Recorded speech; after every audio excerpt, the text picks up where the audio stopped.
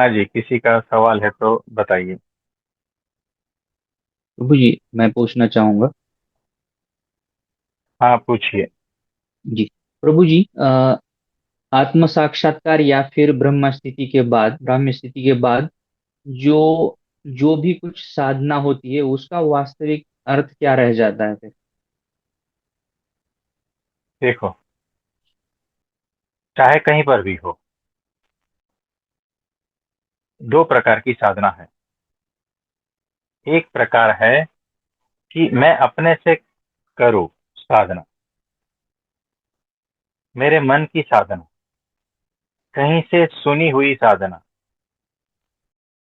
सुनी, किसी ने कहा ये करो तो कर लेता है, किसी ने कहा वो करो, तो उस प्रकार की साधना। ये सारी साधनाएं मेरे मन की है।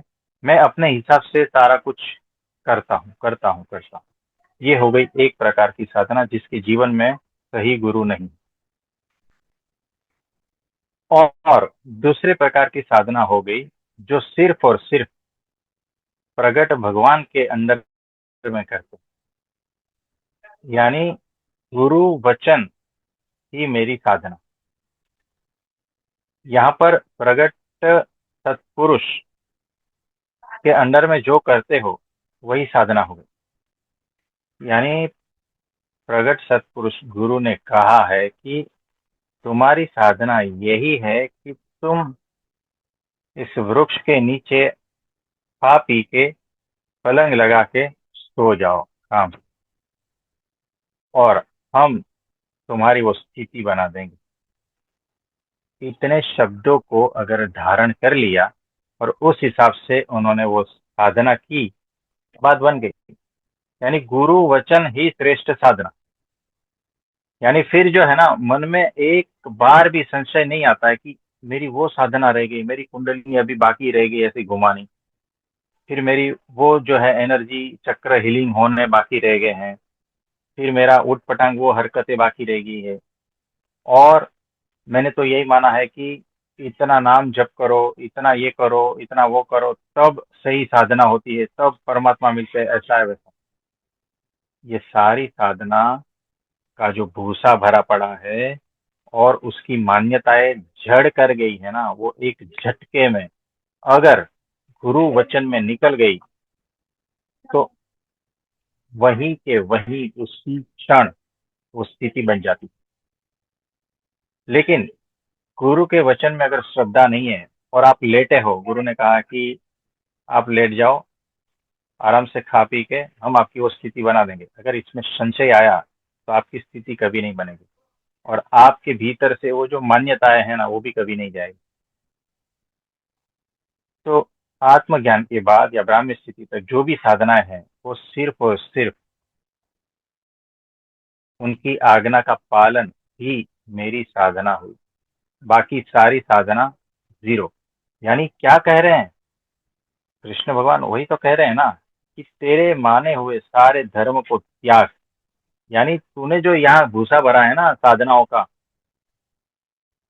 कि मैं इस रास्ते पे चलूं, योग के रास्ते पे चलूं, स्थिति हो जाएगी, ये मेरे माना हुआ धर्म। मैं इतना मंत्र जप करूं तो ये स्थिति हो जाएगी, ये मेरा माना हुआ धर्म। यानी तुम्हारे जो भी माने वाले धर्म है ना, उसको त्याग कर और एक मेरी शरण में आ जा। मेरी शरण में आना यानी क्या? परब्रह्म परमात्मा की शरण में आना। और शरण में आके फिर क्या करोगे? कोई साधना नहीं ना, बात ही खत्म हो गई। सब कुछ करके तो यहाँ तक पहुंचे हो, अब कौन सी साधना करोगे? भगवान सामने खड़े हैं और तुम साधना में लगे हो। कितनी बेवकूफी की बात है। तुम जिस साधना करने के बाद में परमात्मा को अब चाहिए, भगवान से ऊपर और क्या है? और तुम ये साधना क्यों कर रहे हो? हाँ, तो जब भगवान ही सामने आ गए तो अब बाकी क्या रह गया है? अब कौन सी साधना? भगवान मिल गए हैं, उससे ऊपर क्या है? जब भगवान ही मिल गए हैं, अनंत साधनाओं का फल भगवान है। जब भगवान मिल गए हैं तो और क्या साधना करें? तो भगवान का वचन ही मेरी साधना होगी। और वो जो कहे वही मेरे लिए सब कुछ। यानी जब गुरु रूप में भगवान प्रकट होते हैं, तब वो गुरु का वचन ही मेरे लिए सर्वोपरि है, वही मेरे लिए साधना है। आप समझे? जी प्रभु जी। इसमें और एक पूछना चाहूंगा कि आप जैसे हमेशा बोलते हैं कि ब्राह्म स्थिति के बाद पर ब्रह्म की भक्ति करना, तो भक्ति ये कौन से सेंस में हम समझे कि उनका नाम स्मरण करना है या पूजा कोई ये करना है, अनुष्ठान करना है, क्या कौन से इसमें ये बताइए इसमें इसमें कोई भक्ति करना प्रकार नहीं मतलब। रहेगा। जी। हाँ, ये जो भक्ति है ना वो अलग लेवल की है। वो ये जो है अक्षर ब्रह्म और पर ब्रह्म, ये दो ही तत्व जान, और ये दो ही तत्व के बीच होता रहता है। ये मालिक है, ये दास है। दास रूप होकर भक्ति करनी है, और ये सिर्फ और सिर्फ बिना शब्दों की होती, सिर्फ अनुभूति में होती है, और वो बात एकदम अलग होती है। और नीचे वाली जो है वो भक्ति की बात हो ही नहीं रही कि आप आरती करो, ये करो, वो करो, आपको ये दिखेगा ही नहीं। वो जो है ब्राह्मी स्थिति के बाद में जो होता है वो ऑटोमेटिक भक्ति रूप होता रहता है। ये तो जब वहां पहुंचोगे ना उसके बाद ही पता चलेगा। उसके बाद ही जो है ना वो अद्भुत आनंद में आप मस्त होते रहोगे। ये बात ही अलग है। इसको शब्दों में वर्णन नहीं किया जाता, और इसको किसी से कंपेयर भी नहीं किया जा सकता। ये ऐसी बात है कि यहाँ पर जो भी कुछ दिख रहा है, जो भी कुछ अनुभूति में आ रहा है ना, उसको मैच करने के लिए, मतलब कि वो इससे कंपेयर करने के लिए कुछ भी नहीं है यहाँ पर। तो जब ब्राह्मी स्थिति होती है उसके बाद में जो होता है वो बात ही अनूठी है। तो वो जहाँ पहुंचते हैं तब जो होता है और उसी को ही होता है। तो उससे कुछ नियर वाला जो चीज है ना हमें मिल नहीं रहा है, कि उसको एक्सप्लेन करने के लिए न मेरे पास शब्द है और न यहाँ की कोई घटना है कि वो किस तरह से हम आपको कहें कि वो भक्ति क्या है। आप जो देख रहे हो ना वो भक्ति ठीक है, उसका एक अलग रूप है, लेकिन उसकी बात जो मैं कह रहा हूँ वो बात ही अनूठी है। उसका कंपैरिजन यहाँ पर कोई नहीं है। तो जब वो स्थिति में आप पहुंचोगे तब ही बात बनेगी। वैसी है वो चीज। और किसी का कोई प्रश्न है तो बताइए। आपके श्री चरणों में प्रणाम कीजिए। हाँ जी प्रभु जी, बोलिए। हाँ, मेरा एक प्रश्न था। कृपया आप बताइए प्रभु जी कि ये सत्य क्या है और इस सत्य को कैसे खोजें। सत्य क्या है और सत्य को कैसे खोजे? तो देखो, अब सत्य क्या है, वो ऐसा है जिसको शब्दों में वर्णन नहीं किया जा सकता है, जो माया से पार का है। और मतलब कि उसका किसी भी हिसाब से,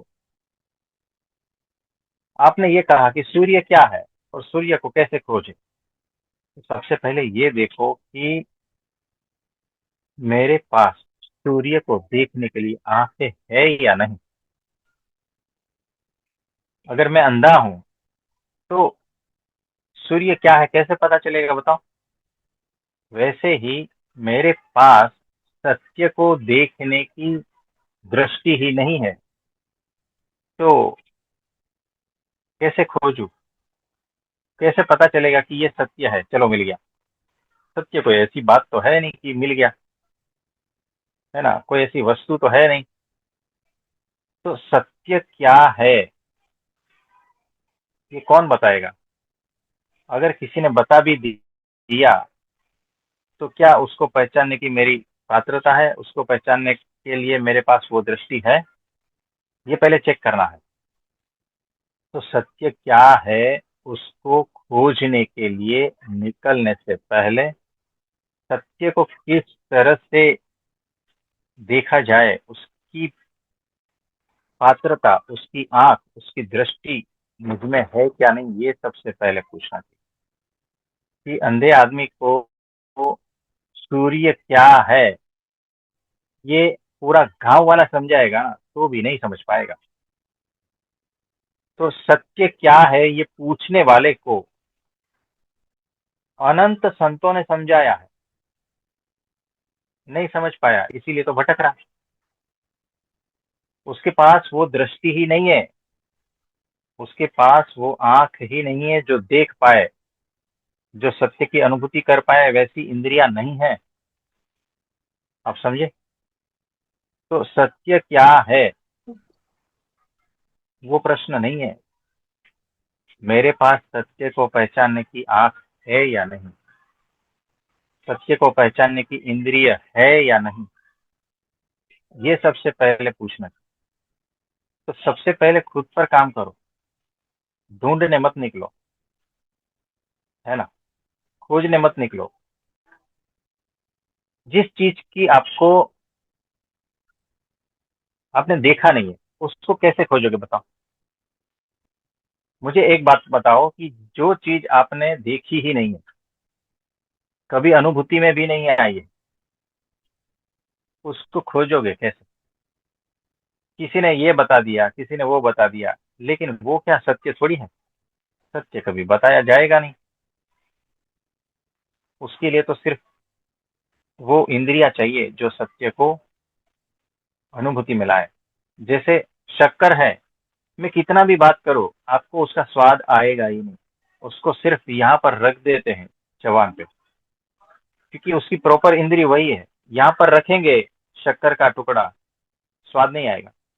आंख में डाल दोगे तो भी स्वाद नहीं आएगा, नाक में डाल दोगे तो भी स्वाद नहीं आएगा, कान में डाल दोगे तो भी नहीं आएगा। शक्कर का स्वाद जबान पर रखने से ही पता चलेगा। वैसे ही क्या तुम्हारे पास शक्कर को अनुभूति करने वाली इंद्रियां है? तो मिल जाएगा।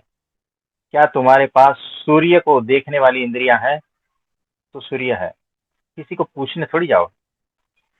क्या तुम्हारे पास वो सत्य की अनुभूति करने वाली इंद्रियां है? इतने में ही आंसर आ गया।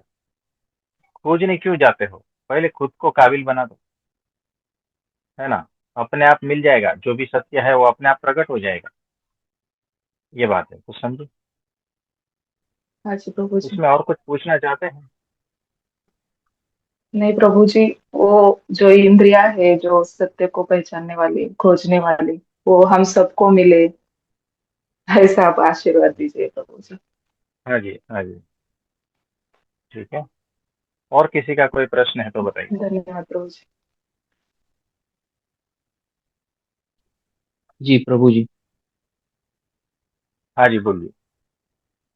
जी प्रभु जी, ऐसा भी होता है, समय आता है क्या कि जब शिष्य के सारे प्रश्न स्वाभाविक रूप से समाप्त हो जाते हैं, तो उस अवस्था को कैसे पहचाने फिर? देखो, सारे प्रश्न खत्म हो जाते हैं, पता चल ही जाता है। वो शिष्य को खुद को पता चल जाता है कि मेरे सारे प्रश्न अब खत्म हो गए। मेरे भीतर संशय ग्रंथि बची ही नहीं है, ये भीतर पता चल ही जाता है।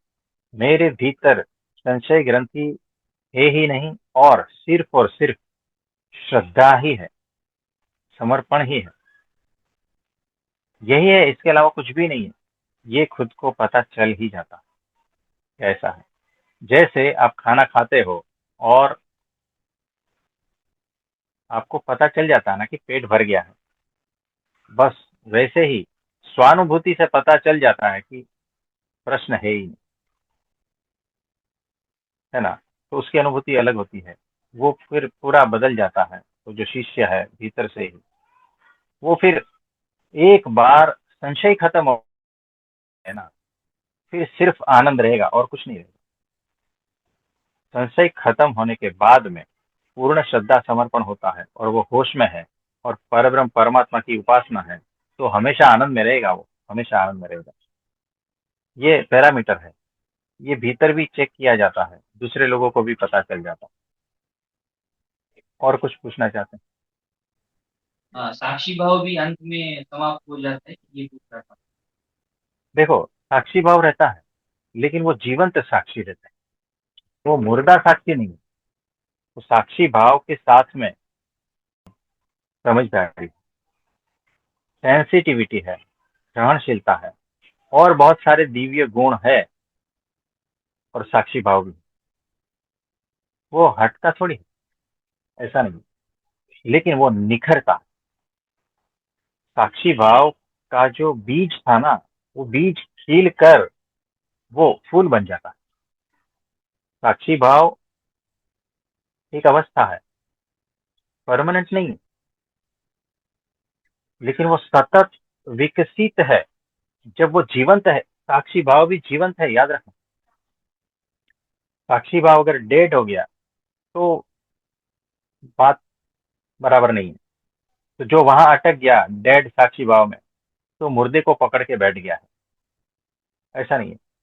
साक्षी भाव जो मेरा है वो जीवंत है, हर पल वो बदलता है, हर पल वो विकसित होता रहता है, वो हर पल निखरता रहता है, ऐसा साक्षी भाव है।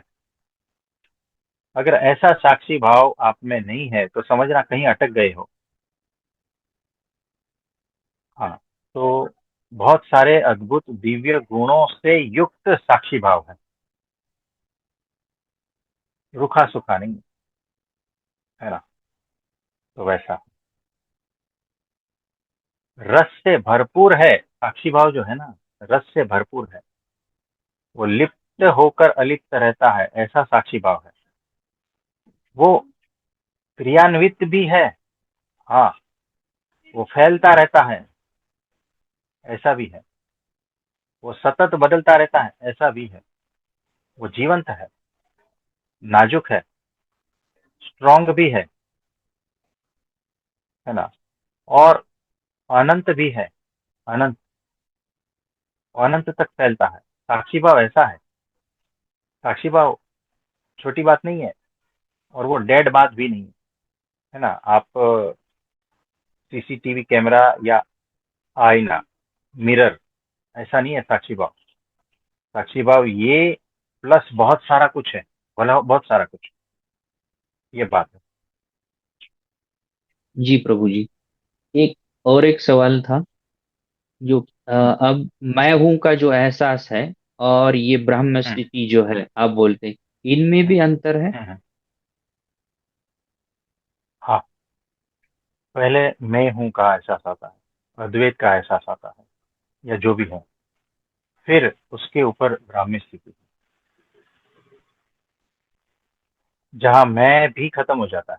ये जो भी कुछ दिख रहा है ना, सबसे पहले मैं आता है ना, उसके बाद में ये जो भी कुछ दिख रहा है, इससे ऊपर भी एक सत्ता है ना। तो वो एक रूपता का भाव पहले आता है, वो ब्रह्म के साथ एक रूपता का भाव आता है, फिर वो खत्म हो जाता है, तब ब्राह्मी स्थिति समझ लो। यानी जीव, ईश्वर, माया, ब्रह्म, पर ब्रह्म, जब माया से पार होने लगते हो, है ना, आत्मज्ञान के बाद में मैं हूं का भाव आता है।